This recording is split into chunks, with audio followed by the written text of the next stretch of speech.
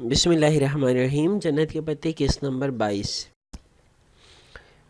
پچھلے قسط میں ہم نے دیکھا کہ حیا جو تھی وہ جنگل گھومی، پورٹ گھومی اور کچھ خاص نہیں ہوا، لیکن ظاہر سی بات میں نے کہا تھا عام واقعات جو ہیں یہ آگے آپ کو لنک کریں گے بہت سارے واقعات سے، تو آغاز کرتے ہیں۔ اگلی صبح وہ ابھی گہری نیند میں تھی جب موبائل اچانک بجنے لگا۔ حیا کی بات ہو رہی ہے۔ چمکتی اسکرین پہ جہان کا نام جل بجھ رہا تھا۔ اس نے خمار آلود سا ہیلو کہتے ہوئے فون کان سے لگایا۔ میں فیری سے بیوکدا آ رہا ہوں، تم پورٹ پہ پہنچ جاؤ۔ کیا؟ وہ ایک جھٹکے سے اٹھ بیٹھی۔ تم آ رہے ہو؟ اس کے لہجے میں سارے زمانے کی خوشی در آئی تھی۔ لیٹ می سے، تم آ رہے ہو؟ ہاں، میں نے سوچا بندے کو اتنا مصروف بھی نہیں ہونا چاہیے، وہ ہنس کر بولا۔ وہ لحاف پھینک کر باہر کو بھاگی۔ عائشہ کچن میں کام کرتی نظر آ رہی تھی۔ بہار ایک کرسی پہ بیٹھی ناشتہ کر رہی تھی۔ آج تم جنگل نہیں جاؤ گی؟ بس میں نے کہہ دیا۔ حلیمہ آنٹی نے کہا ہے کہ تمہیں پورا سبق دوبارہ یاد کرنے کی ضرورت ہے۔ مگر عائشہ، بہاری نے منہ بسور کر پلیٹ پرے ہٹائی۔ عائشہ، مجھے پورٹ جانا ہے۔ وہ بھاگتی ہوئی چوکٹ میں آن رکی۔ میرا کزن آ رہا ہے استنبول سے۔ ٹھیک ہے، پھر ہم پہلے پورٹ چلے جائیں گے۔ ٹھیک۔ وہ اپنی خوشی چھپاتی تیار ہونے واپس بھاگ گئی۔ 2 روز قبل حلیمہ آنٹی نے عائشہ کے ہاتھ اس کے لیے ایک میرون رنگ کا شیشوں کے کام والا کرتا بھیجا تھا۔ اسے نیلی جینس پہ وہی گھٹنوں تک آتا کرتا پہن لیا اور گیلے بال کھلے چھوڑ دیے۔ کندھوں پہ اس نے عائشہ کا میرون پونچو پہن لیا تھا۔ بہاری کو حلیمہ آنٹی کے پاس چھوڑ کر وہ دونوں فیری پورٹ پہ آ گئی۔ فیری ابھی 5 منٹ قبل پہنچا تھا۔ ٹورسٹ سا ایک بہرے بے کراں اس سے اتر رہا تھا۔ وہ آنکھوں پہ ہاتھ کا سایہ کیے فیری سے اترتے لوگوں کو متلاشی نگاہوں سے دیکھنے لگی۔ تبھی اسے جہان نظر آ گیا۔ وہ نیلی جینس کی جیبوں میں ہاتھ ڈالے سامنے سے چلتا ہوا آ رہا تھا۔ اس نے بھی اوپر میرون سویٹر پہن رکھا تھا۔ جہان کو اپنے قریب دیکھ کر وہ بے اختیار مسکرا دی۔ جہان، اوور ہیئر۔ اس نے ہاتھ اونچا کر کے ہلایا۔ جہان نے دیکھ لیا تھا، تبھی دھیما سا مسکراتا ان کی طرف آ گیا۔ واو، تم تو ٹائم پہ پہنچ گئی۔ تھینکس، یہ میری فرینڈ ہے عائشہ گل، میں اسی کے ساتھ رہ رہی ہوں۔ اور عائشہ، یہ ہے میرا کزن جہان سکندر۔ سلام علیکم۔ عائشہ نے اپنے نرم ازلی خوش اخلاق انداز میں سلام کیا۔ وعلیکم السلام، اس نے مسکراتے ہوئے سر کو جنبش دی۔ تو تم ان کی بن بلائی مہمان بنی ہوئی ہو؟ ارے نہیں، بن بلائی کیوں، ہم نے تو خود حیا کو بسد اصرار چند دن ادھر رکنے کا کہا تھا۔ عائشہ ذرا جھیم گئی۔ پھر تھوڑی دیر ہی وہ رک پائی کہ اسے جنگل جانا تھا۔ وہ چلی گئی تو وہ دونوں بندرگاہ سے ہٹ کر سڑک کی طرف آ گئے۔ میرون اور نیلے رنگ میں ملبوس وہ سڑک کے کنارے چلتے بالکل ایک سے لگ رہے تھے۔ تمہارا فون اتنی افراتفری میں آیا کہ میں ناشتہ بھی نہیں کر سکی۔ مین بازار میں ریسٹورنٹس کی کھلے فرنٹ سے اشتہا انگیز سی خوشبو باہر آ رہی تھی۔ پھر جاؤ اور میرے لیے بھی ناشتہ لے آؤ، مگر پے میں کروں گا۔ اسے والیٹ نکال کر چند نوٹ نکالے۔ ترک رسم و رواج کے مطابق ادائیگی ہمیشہ میزبان کرتا ہے، اور ادھر میزبان میں ہوں جہان۔ چھوڑو ترک رسوم کو، ہم پاکستانی ہیں۔ شکر، تمہیں یاد تو رہا۔ اسے نوٹ پکڑے اور ریسٹورنٹ کی قطار کی سمت چلی گئی۔ وہاں سڑک کی ایک طرف ریسٹورنٹ تھے تو دوسری طرف قطار میں بینچ اور میزیں ایسے لگی تھی جیسے کسی چرچ میں لگی ہوتی ہیں۔ درمیان میں کھلی سرمئی سڑک تھی جو گزشتہ رات کی بارش سے ابھی تک نم تھی۔ جہان ایک بینچ پہ بیٹھ گیا اور کونیا میز پہ رکھ کر دونوں مٹھیاں باہم ملا کر ہونٹوں پہ رکھے اسے دیکھنے لگا جو سڑک کے پار ایک ریسٹورنٹ کے سامنے کھڑی تھی۔ چند ثانیے کے بعد وہ پلٹی تو اس کے ہاتھ میں ٹرے تھی جس میں کافی کے کپ اور سینڈوچز رکھے تھے۔ اسے سڑک پار کی اور ٹرے میز پہ جہان کے سامنے رکھی۔ شکریہ، اسے مسکرا کر کہتے ہوئے کپ اٹھا لیا۔ اور اب تم واپس استنبول آ جاؤ، بہت رہ لیا ادھر۔ کیوں؟ کافی کا کپ لبوں تک لے جاتے ہوئے وہ بے ساختہ رکی تھی۔ ممی تمہیں یاد کر رہی تھیں۔ صرف ممی؟ اس نے آزردگی سے سوچا، پھر سر جھٹک کر پھیکا سا مسکرائی۔ تو پھر جہاں سکندر 1 گھنٹے کی مسافت طے کر کے مجھ سے ملنے آنے کا احسان کتنے دن تک جتائیں گے؟ قریباً جہان مسکرا کر کچھ کہتے کہتے رکا، اس کی آنکھوں میں الجھن ابھری۔ تمہاری آنکھ پہ کیا ہوا ہے؟ اس کی نگاہیں حیا کے چہرے پر سے پھسلتی گردن پہ جا رکی، اور ہونٹ اور گردن پہ؟ تمہیں چوٹ لگی ہے؟ ہاں، بہت گہری چوٹ لگ گئی تھی۔ کیسے؟ وہ ذرا تفکر سے کہتا آگے کو ہوا اور کپ میز پہ رکھا۔ میں گر گئی تھی، بہت بری طرح سے گر گئی تھی۔ وہ اس کی آنکھوں میں دیکھتے ہوئے بھی کہیں دور چلی گئی تھی۔ اوہ، اب ٹھیک ہو؟ حیا نے جواباً اس بات میں سر ہلا دیا۔ اور یہ تم نے اپنی عمر سے اتنی چھوٹی لڑکی سے دوستی کرنا کب سے شروع کی؟ جب سے اپنی عمر والی ساتھ چھوڑ گئی، یعنی ڈی جے۔ ایک بوجھل سی خاموشی دونوں کے درمیان حائل ہو گئی۔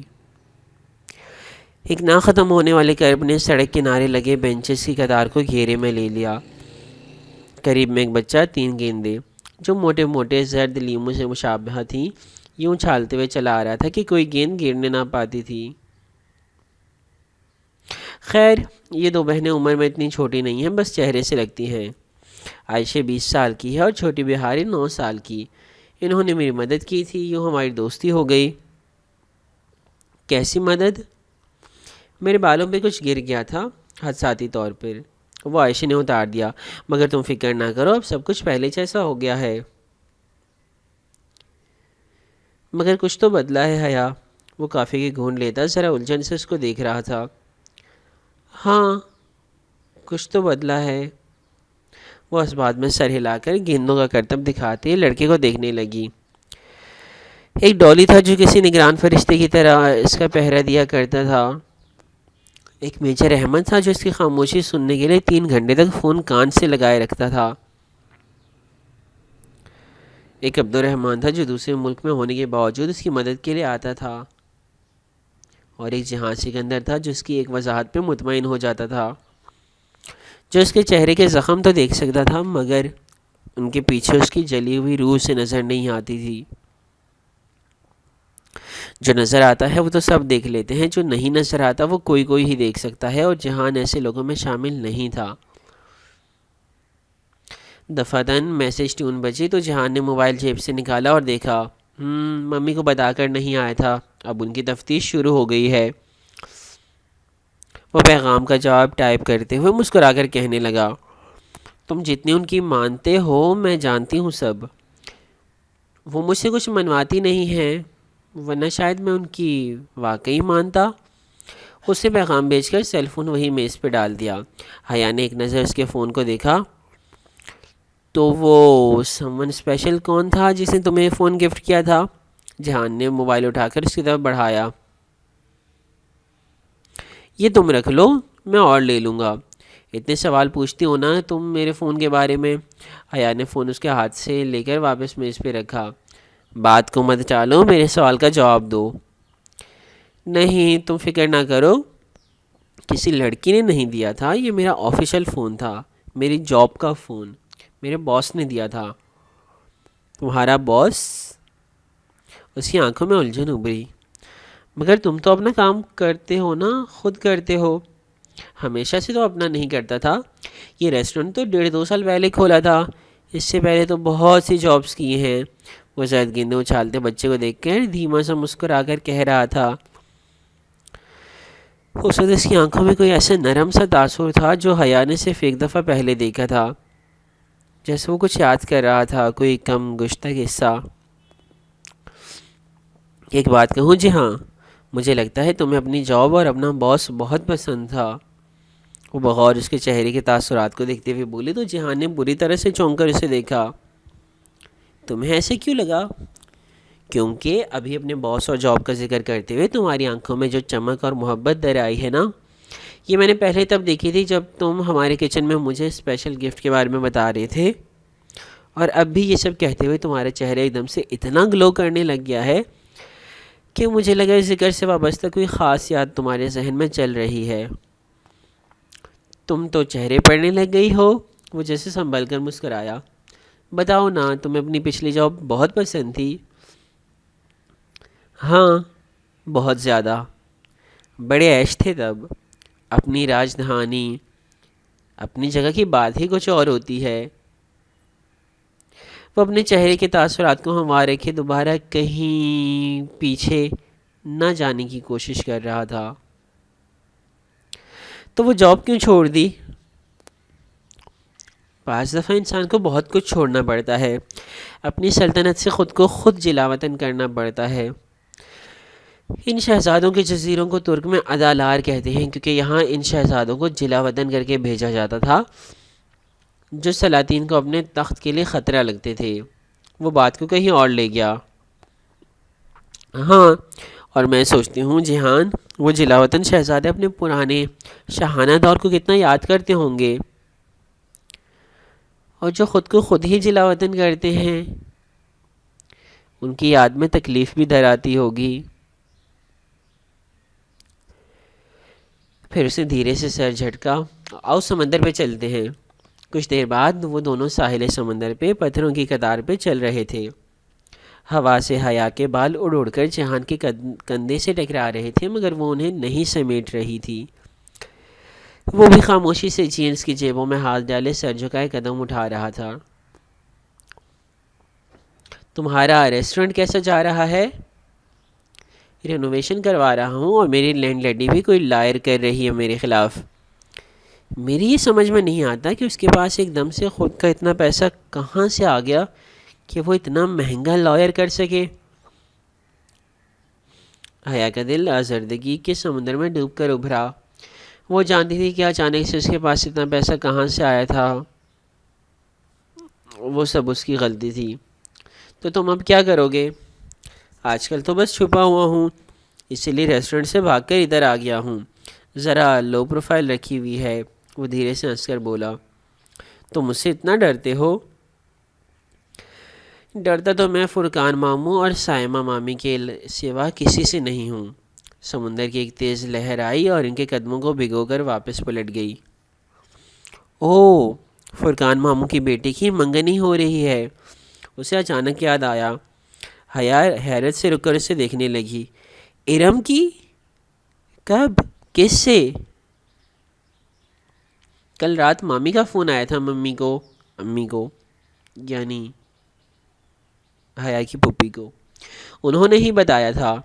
فنکشن تو معلوم نہیں کب ہے، البتہ رشتہ طے ہو گیا ہے۔ مگر کس سے؟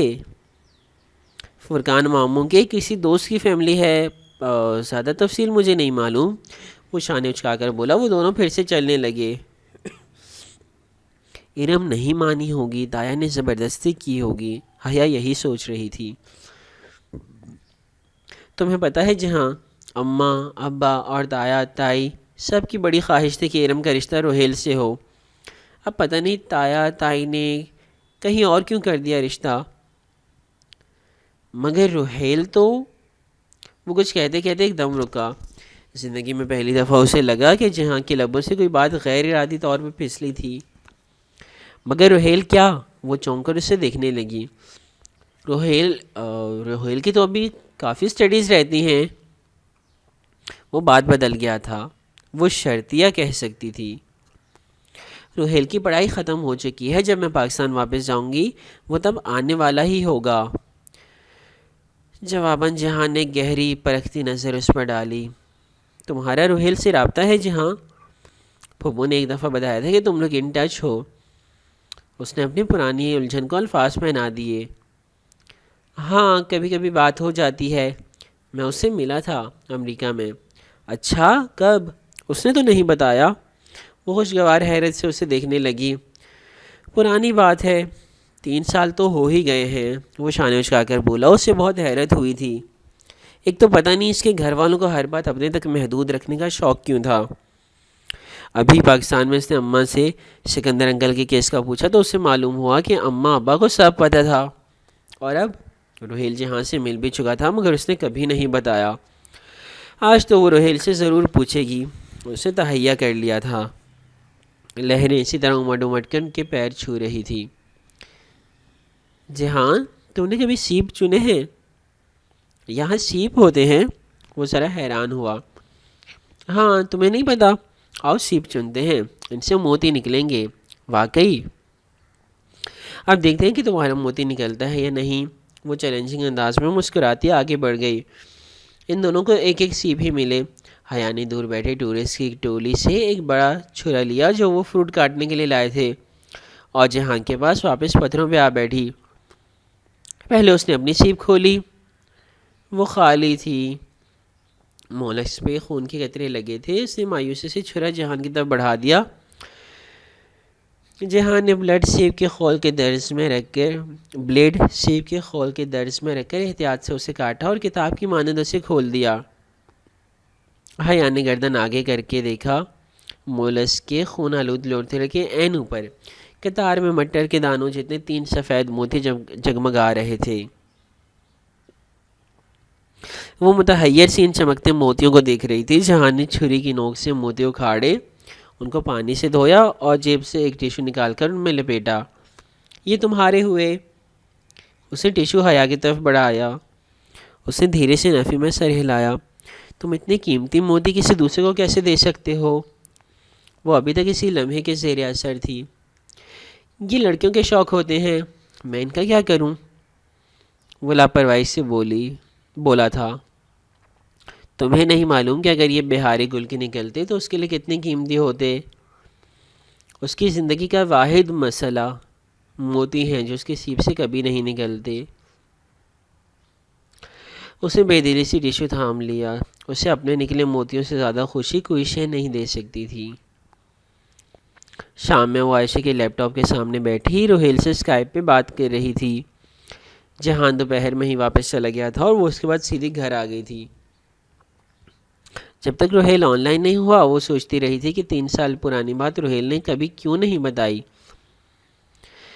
3 سال پہلے کیا کبھی اس نے شاہ رخ کنائیوں میں بھی بتایا کہ اسے سبین پھپھو کا بیٹا ملا تھا؟ اس کی ہر سوچ کا جواب نفی میں تھا۔ 3 سال پہلے ان کی زندگی میں کیا ہو رہا تھا؟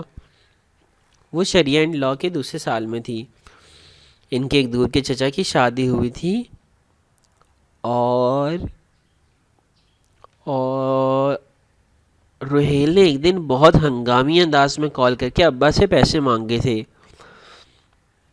وہ ایک دم سے چونکی۔ 3.5 سال قبل ایک دن روہیل کا اچانک ہی فون آیا تھا۔ اس نے ابا سے 2 یا 3 لاکھ روپے منگوائے تھے۔ ابا میں جھوٹ نہیں بول رہا، مجھے واقعی ضرورت ہے، اور ہر کیوں کے جواب میں وہ یہی کہتا کہ پاکستان آ کر بتاؤں گا۔ حیا کو اس کی پریشانی دیکھ کر پکا یقین تھا کہ اس نے کسی دوست کی کوئی قیمتی شے گم کر دیا اور اسی کی قیمت بھرنے کے لیے مانگ رہا ہے۔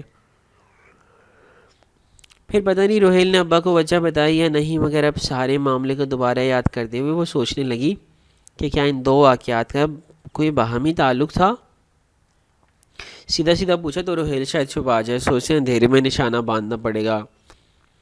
روہیل آن لائن آ گیا تھا اور اب اس کا چہرہ اسکرین پہ نظر آ رہا تھا۔ رسمی باتوں کے بعد اس نے بغیر کسی تمہید کے پوچھا، تم نے جہاں کا کون سا نقصان بھرنے کے لیے ابا سے پیسے منگوائے تھے؟ لمحے بھر کو تو روہیل کی سمجھ میں نہیں آیا کہ وہ کیا کہہ رہی ہے۔ پھر وہ ذرا حیرت سے بولا، یہ تم سے کس نے کہا ہے؟ تم پہلے میرے سوال کا جواب دو۔ تم سے جہاں کا کوئی نقصان ہوا تھا نا، جب وہ تمہارے پاس امریکہ آیا ہوا تھا تو تم نے ابا سے پیسے منگوائے تھے۔ اندر ہی اندر وہ خود بھی گڑبڑا رہی تھی، کیا پتہ ایسی کوئی بات ہی نہ ہو۔ تم سے یہ جہان نے کہا ہے؟ وہ چھنبے سے پوچھ رہا تھا۔ جس نے بھی کہا ہو تم میرے سوال کا جواب دو روہیل۔ وہ چند لمحے خاموش رہا، جیسے شش و پنج میں ہو۔ تم جہاں سے کیوں نہیں پوچھ لیتی؟ وہ سب کچھ بتا چکا ہے، مگر تم سے اس لیے پوچھ رہی ہوں تاکہ یہ جان سکوں کہ میرا بھائی مجھ سے کتنا جھوٹ بول سکتا ہے۔ تلخ لہجے میں کہہ کر اس نے روہیل کے چہرے کو دیکھا۔ وہاں واضح تلملاہٹ در آئی تھی، جذباتی بلیک میلنگ کام کر گئی تھی۔ بات جھوٹ بولنے کی نہیں ہے، اور مجھے پتا ہے اس نے تمہیں کچھ نہیں بتایا، وہ بتائے گا بھی نہیں کیونکہ اس نے مجھے بھی منع کر رکھا تھا۔ پھر بھی میں تمہیں بتائے دیتا ہوں۔ پھر وہ ذرا توقف سے بولا، وہ ایک رات کے لیے بہت اچانک میرے پاس آیا تھا۔ اس کے بائیں کندھے پہ گولی لگی تھی اور اسے بر وقت طبی امداد چاہیے تھی۔ مگر وہ اسپتال نہیں جانا چاہتا تھا. سو اس کے کہنے پہ میں نے اپنی ایک ڈاکٹر فرینڈ کو بلایا جو تب اپنی ریزیڈنس کر رہی تھی، جس کو ہم اپنے ہاں ہاؤس جاب کہتے ہیں.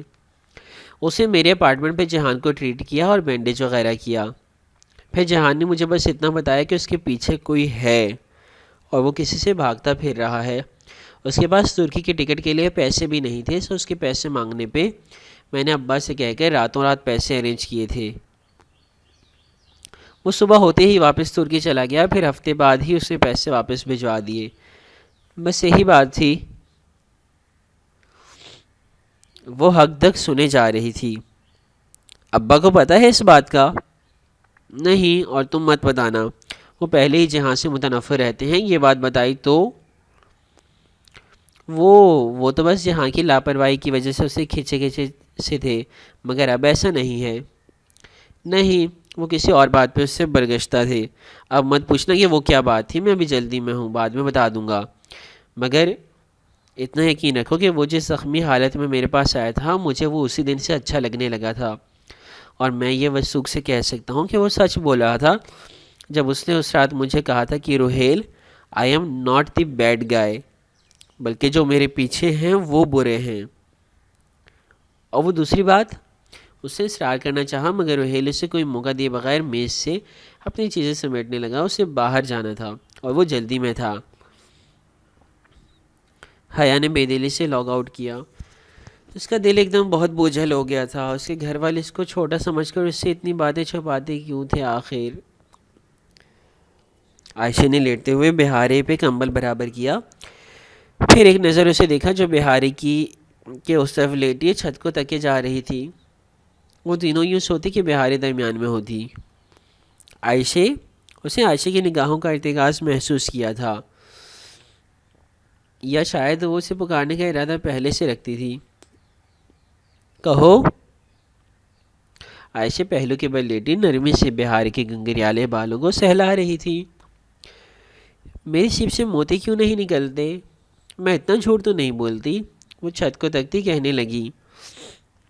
تم بہارے کے فلسفے کو ذہن سے نکال دو. یہ تو رسک ہوتا ہے، کبھی نکل آتا ہے تو کبھی نہیں.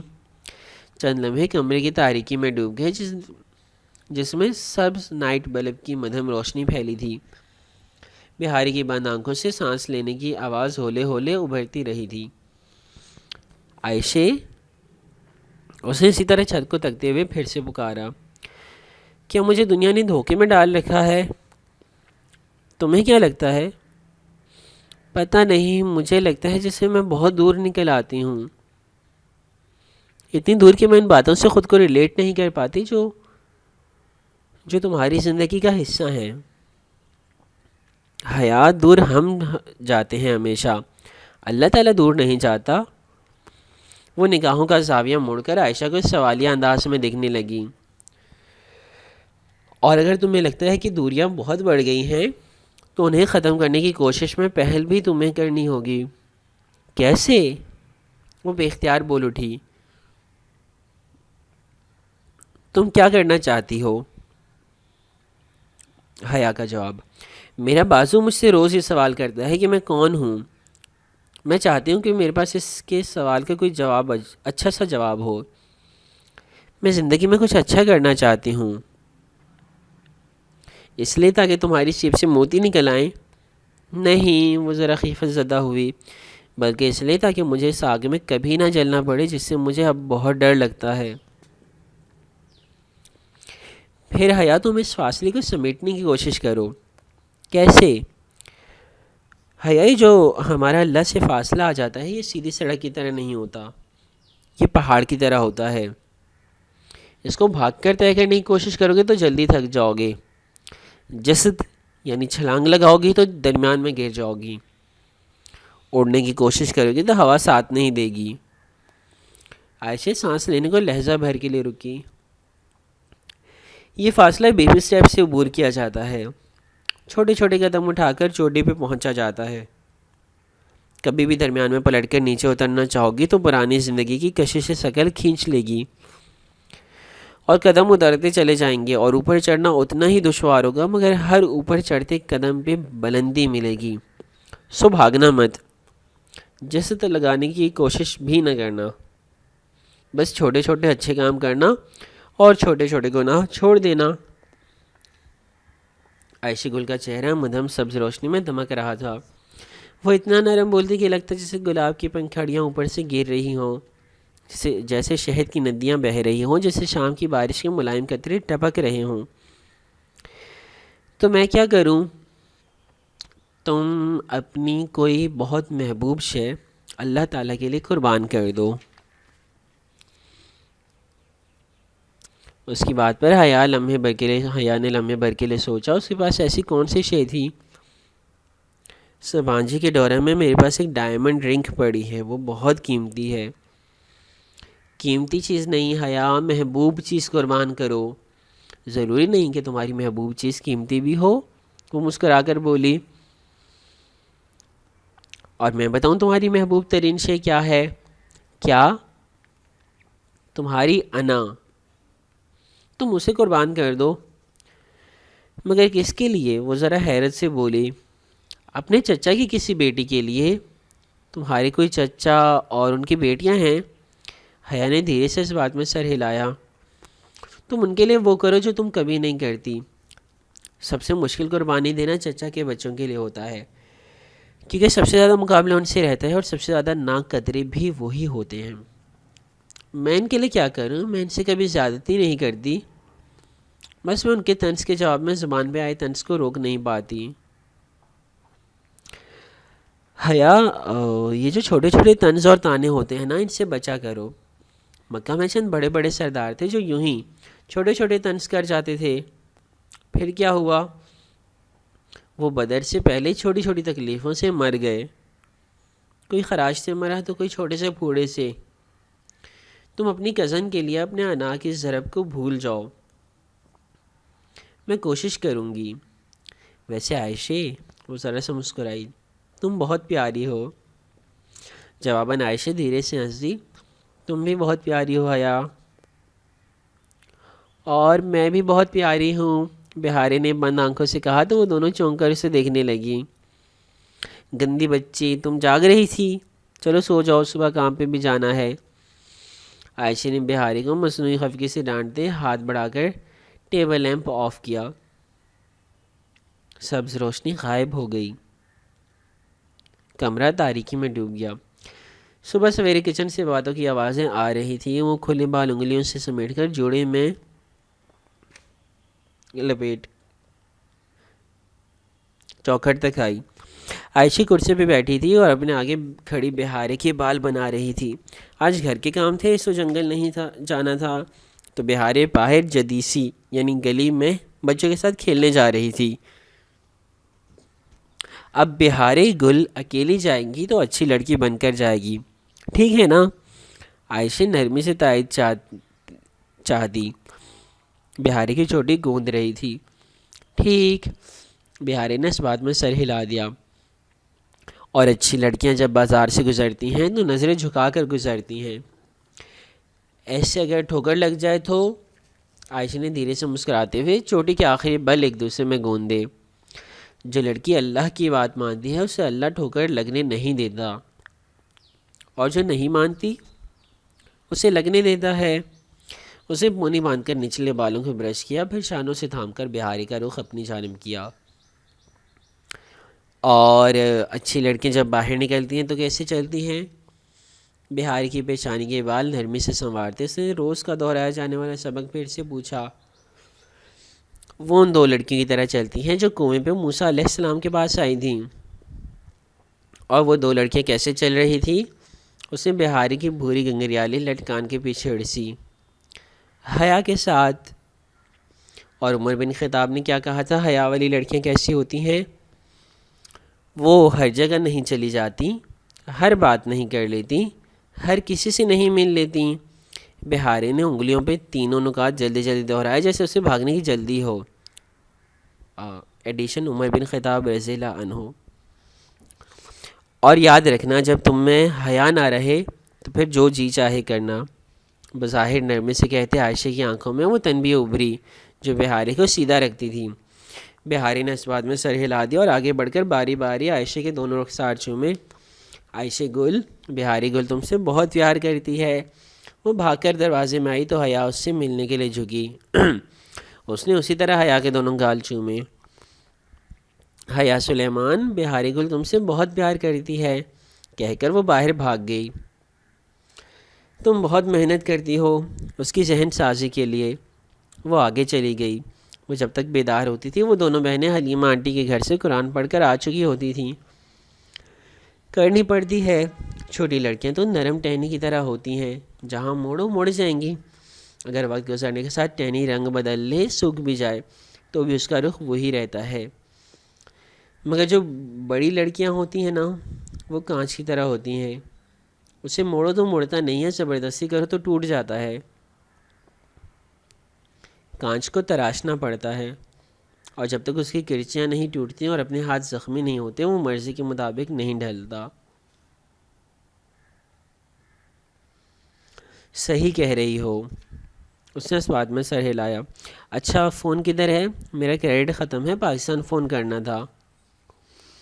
او سوری، یہ پڑا ہے، عبد الرحمن کا فون آیا تھا تو میں نے ادھر ہی رکھ دیا۔ اور یہ تمہاری چائے؟ اس نے کارڈ لیس فون اور حیا کے ناشتے کا واحد جز چائے اس کے سامنے رکھی۔ کیا کہہ رہا تھا وہ بے اختیار ہی پوچھ اٹھی، حالانکہ اسے پاشا میں کوئی دلچسپی نہیں تھی۔ بس کچھ پیپرز کا پوچھ رہا تھا، اس کے کمرے میں رکھے تھے۔ بہاری تو خوش ہوئی ہوگی اس سے بات کر کے۔ ناشتے کے برتن سمیٹ دیے، عائشہ کے ہاتھ ذرا سست پڑے، ایک زردگی اس کے چہرے پہ بکھر گئی۔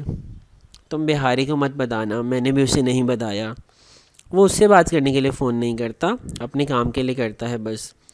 وہ اداسی سے سر جھٹک کر کام کرنے لگی۔ حیا خاموشی سے فون اور چائے کا کپ لیے باہر آ گئی۔ گھاس پہ شبنم کے قطروں کی چادر چڑھی تھی، بہار کے پھول ہر سو خوشبو بکھیرے ہوئے تھے۔ وہ گھاس پہ بیٹھ کر چائے کی گھونٹ بھرتی تایا فرقان کا نمبر ڈائل کرنے لگی۔ فون ارم نے ہی اٹھایا۔ دعا سلام اور رسمی سے حال احوال کے بعد وہ بہت چپتے ہوئے لہجے میں بولی، تمہیں آج کیسے خیال آ گیا فون کرنے کا؟ عام دنوں میں حیا کو اس فکرے سے زیادہ تب کسی شے سے نہیں چڑھتی تھی۔ انسان جب کسی کو فون کرے، چاہے سال بعد ہی صحیح، تو اگلے کا خیال کر کے ہی فون کرتا ہے۔ اس پہ کسی گلے سے بات کا آغاز کرنا مخاطب کو یہ کہنے کے برابر ہے کہ آئندہ یہ خیال کرنے کی ضرورت بھی نہیں ہے۔ مگر اس نے اب زندگی میں اتنی تکلیف سہ لی تھی کہ اسے محسوس ہی نہیں ہوا، یا پھر وہ خود ہی نظر انداز کر گئی۔ ٹھیک کہہ رہی ہو، میں بھی بس مصروفیت کے باعث کر ہی نہیں پاتی۔ تم سناؤ کیسی ہو؟ اور ہاں، منگنی کی بہت بہت مبارکباد ہو۔ بہت شکریہ۔ ارم کا لہجہ خاصا روکھا تھا۔ چند چھوٹی چھوٹی نرم سی باتیں کر کے اور ارم کی چھوٹی چھوٹی تند باتوں کو نظر انداز کر کے اس نے فون رکھا تو اس کا دل پہلے سے بہت ہلکا تھا۔ اس روز شام میں عائشہ اور بہاری جب اپنے جاننے والوں میں کسی کی فوتگی پہ گئی تھی تو حیا نے گھر ٹھہرنا زیادہ مناسب سمجھا، مگر اب تنہائی کاٹ کھانے کو دوڑ رہی تھی۔ وہ سارا دن اکٹھی ہوتی تھی، پھر رات کو ہوٹل گرینڈ کے گارڈز گیٹ پہ اور 2 گارڈز جدیسی کے سرے پہ آ کر پہرا دیتے تھے، تو ایک تحفظ کا احساس گھیرے رہتا تھا۔ البتہ وہ بہت تنہائی محسوس کر رہی تھی۔ پہلے تو وہ اوپر اسٹڈی روم میں آ گئی جہاں اس کی تصاویر دیواروں پہ آویزاں تھیں۔ اسے یوں اپنی تصاویر ادھر دیکھ کر ہمیشہ بہت کوفت ہوتی تھی۔ وہ میٹرو اسٹیشن کی سیڑھیوں کے دہانے پہ ذرا سی لڑکھڑائی تھی، ٹوٹی سرخ جوتی پاؤں سے لٹک رہی تھی۔ وہ اپنے سنہری سکوں والا فراق میں پاشا کی سیاہ کاٹ سے نکل رہی تھی۔ اور بھی ترکی اور پاکستان کی بہت سی تصاویر۔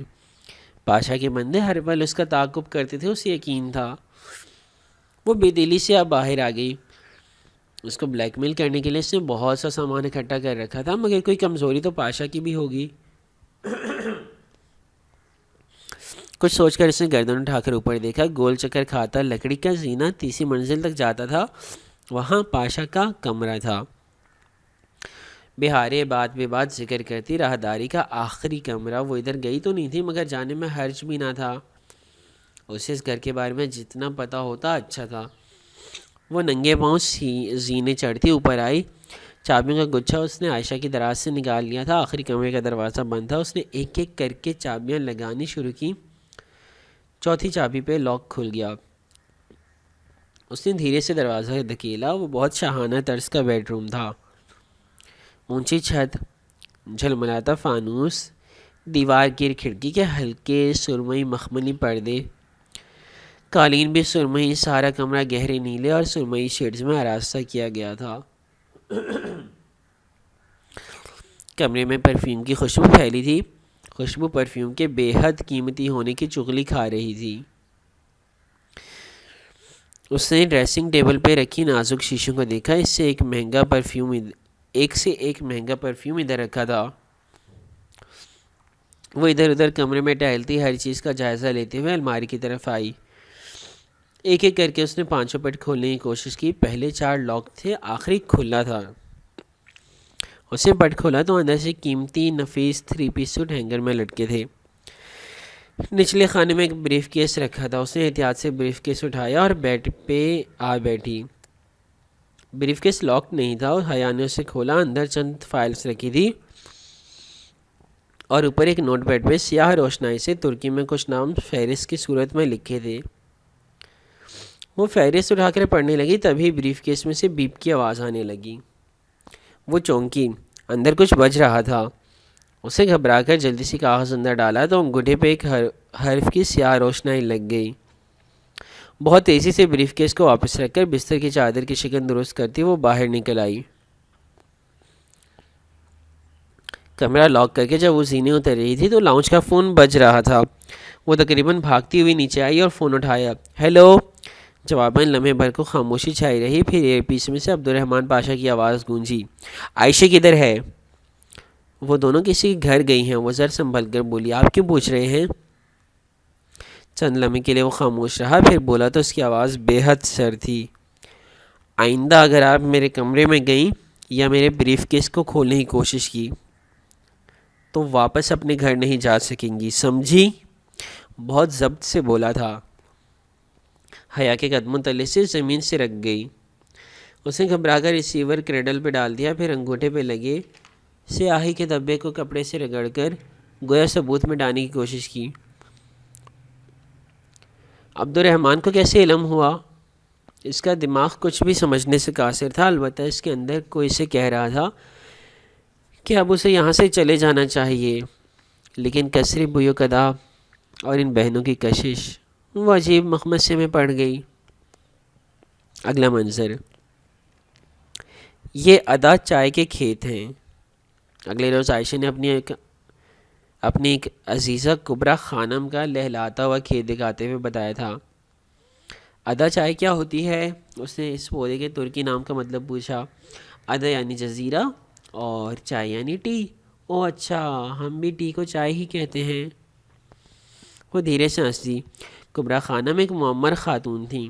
ان کی فصل تیار تھی مگر ان کے پاس کوئی ہیلپر نہ تھا جو ان کے ساتھ فصل چنتا۔ سو عائشہ کے کہنے پہ حیا نے لکڑیاں کاٹنے کے بجائے کبریٰ خانم کے ساتھ ادا چائے کے پتے چننے شروع کر دیے۔ چمکتے سورج اور ٹھنڈی ہوا کے امتزاج میں کام کرنا مشقت طلب تھا، مگر وہ اس فطرت کے قریب ماحول میں خوش تھی۔ کبریٰ خانم سے وہ چھوٹی چھوٹی باتیں پوچھتی رہی تھی، اور جو باتیں وہ عبدالرحمن پاشا کے بارے میں کر جاتی وہ انہیں ذہن میں محفوظ کر دی جاتی۔ اسے ہوٹل گرینڈ کے معاملات میں دلچسپی ہونے لگی تھی۔ وہ اب تنہا کہیں آتی جاتی نہیں تھی، ورنہ کئی دفعہ اس کا جی ہوٹل گرینڈ کا چکر لگانے کو چاہا تھا، مگر واپس جانے کا ارادہ اس نے فی الحال ملتوی کر دیا تھا۔ اس کی چھٹی حس کہتی تھی کہ بیو قدام میں کچھ ہے، کچھ ایسا جو اگر اسے معلوم ہو گیا تو اس کے پاس ایک ایسا ہتھیار آ جائے گا جو مستقبل میں اسے کام آ سکتا ہے۔ شام میں وہ تینوں ساحل کنارے چٹائی پہ بیٹھی تھی۔ عائشہ کو آج 2 سیب ملے تھے سو وہ انہیں کھول رہی تھی۔ حیا بڑے سیب نہیں چنتی تھی بلکہ بادام کے سائز کے سیبوں کے خالی خول ریت سے اٹھا لی تھی، اور اب انہی کے ڈھیر کو لیے وہ ایک مالا میں پرو رہی تھی۔ ساتھ ہی بہاری اپنے پزل باکس کے سلائڈز کو اوپر نیچے کر رہی تھی۔ حیا، میں اسے کبھی ہی نہیں کھول پاؤں گی۔ اس کا لہجہ مایوس کن تھا۔ حیا نے ننھے خول کو سوئی میں پروتے سر اٹھا کر اس کا اداس چہرہ دیکھا، پھر گردن آگے جھکا کر اس پہ لکھی نظم کو پڑھا۔ یہ بہت آسان ہے بہارے، ٹھہرو میں تمہیں ایک ہنٹ دیتی ہوں۔ اسے دوبارہ سے وہ نظم پڑھی، پھر سمجھ کر بولی، یہ ایک سفید چھوٹی سی آنکھ ہے جو چاندی کے صندوق میں بند ہوتی ہے، اور وہ صندوق نمکین گہرائی میں رکھا ہوتا ہے۔ بہارے وہ کون سی گہرائی ہے جو نمکین ہوتی ہے؟ بہارے جو اداس نظروں سے پزل باکس دیکھ رہی تھی ایک دم چونکی۔ یہاں پہ باب نمبر 6 کا اختتام ہوتا ہے اور ہماری 22ویں قسط کا بھی اختتام ہوتا ہے، یعنی میں ایک باب کے اوپر تقریباً 4 قسطیں لے رہا ہوں، ٹھیک ہے، کوئی مسئلہ نہیں۔ اس کے بعد آگے سے باب نمبر 7 کا آغاز ہوگا۔ عبد الرحمن کمرے میں جیسے ہی حیا گئی اس کو پتہ لگ گیا یقیناً کوئی سی سی ٹی وی ہوگا، مطلب مجھے سی سی ٹی وی سے ذہن میں یاد ہے کہ ہم لوگ کہیں بھی جاتے نا تو ہمیں سب سے بڑا مسئلہ اپنے باڈی پارٹس کی پرائیویسی کا ہوتا ہے۔ حیا بیچاری کی تو اتنی ساری پکس آتی ہیں، وہ بیچاری باتھ روم کیسے چاہتی ہوگی؟ مجھے یہ پڑھتے ہوئے مجھے واقعی یہی لگ رہا تھا۔ آپ میں سے اگر کسی کو لگتا ہے ایسا ہی مجھے کمنٹ کر کے بتانا۔ مطلب ہر جگہ اس کی تصویریں، عبد الرحمن ہر لمحہ اس کے پیچھے، وہ بیچاری تو مطلب تھوڑا لیم لگتا ہے، پیمپر پہن کے گھومتی ہوگی شاید۔ خیر آگے کی قسطوں میں پتہ لگے گا انشاءاللہ، ابھی تو یہ بہت ہے، 2 پارٹس ہیں، میں بھی پہلے پارٹ کے پیج نمبر 256 پہ پہنچ جاؤں، اور یہ 2 پارٹس ہیں 360 پیجز کے۔ دیکھتے ہیں کیا ہوتا ہے آگے، کیا بات ہوتی ہے، کیا بنتا ہے۔ عبد الرحمن پاشا ایک مافیا، اور وہ حیا اس وقت مافیا کے گھر میں ہے، آگے دیکھتے ہیں کیا ہوتا ہے۔ اپنا خیال رکھیے گا، اللہ حافظ۔